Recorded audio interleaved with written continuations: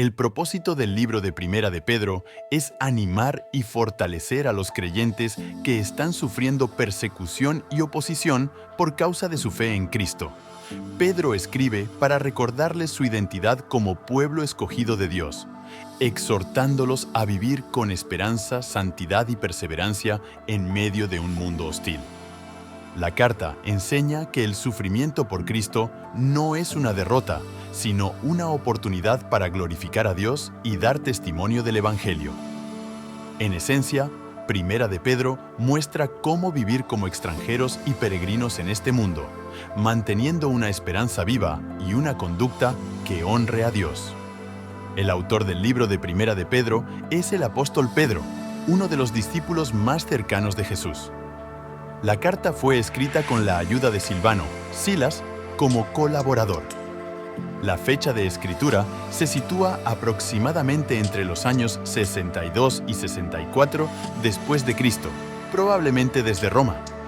Fue dirigida a creyentes dispersos en varias regiones de Asia Menor que enfrentaban presión social y persecución por su fe. El libro de Primera de Pedro es una carta pastoral llena de esperanza y exhortación para creyentes que viven en medio del sufrimiento. En el capítulo 1, Pedro comienza alabando a Dios por la esperanza viva que tenemos mediante la resurrección de Jesucristo. Recuerda a los creyentes que su herencia es incorruptible y eterna. Exhorta a vivir en santidad, recordando que fueron redimidos no con cosas corruptibles, sino con la sangre preciosa de Cristo. En el capítulo 2, Pedro describe a los creyentes como piedras vivas que forman una casa espiritual y como un real sacerdocio llamado a anunciar las virtudes de Dios. Exhorta a vivir con una conducta ejemplar entre los no creyentes y aborda la sumisión a las autoridades, mostrando que la obediencia y el buen testimonio glorifican a Dios aún en circunstancias difíciles.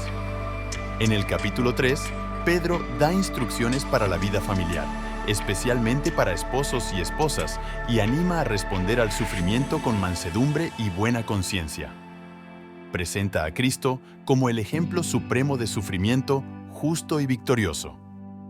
En el capítulo 4, Pedro exhorta a vivir para la voluntad de Dios y no para los deseos del mundo. Anima a los creyentes a no sorprenderse por las pruebas, sino a gozarse en participar de los padecimientos de Cristo, recordando que el Espíritu de Gloria reposa sobre ellos. En el capítulo 5, Pedro dirige palabras especiales a los líderes de la Iglesia, exhortándolos a pastorear con humildad y entrega. También anima a todos los creyentes a humillarse bajo la poderosa mano de Dios y a confiar en su cuidado. La carta concluye con un llamado a permanecer firmes en la gracia de Dios. Primera de Pedro 1:3. Bendito el Dios y Padre de nuestro Señor Jesucristo, que según su grande misericordia nos hizo renacer para una esperanza viva, por la resurrección de Jesucristo de los muertos, proclama la esperanza viva que el creyente tiene en Cristo resucitado. Primera de Pedro 2:9. Mas vosotros sois linaje escogido, real sacerdocio, nación santa, pueblo adquirido por Dios, para que anunciéis las virtudes de aquel que os llamó de las tinieblas a su luz admirable. Define la identidad del creyente como pueblo escogido y sacerdocio real. Primera de Pedro 5:7, echando toda vuestra ansiedad sobre Él, porque Él tiene cuidado de vosotros. Invita a confiar plenamente en el cuidado de Dios en medio de la ansiedad y el sufrimiento. El libro de Primera de Pedro anima al creyente a vivir con esperanza firme aún en medio del sufrimiento y la oposición. Nos recuerda nuestra identidad en Cristo, nos llama a una vida de santidad y buen testimonio, y nos enseña a confiar en el cuidado de Dios en toda circunstancia.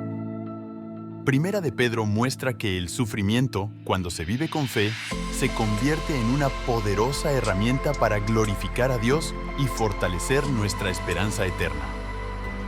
Hemos preparado un resumen detallado del libro de Primera de Pedro para tu estudio.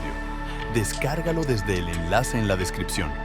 No olvides dar like y suscribirte a nuestro canal.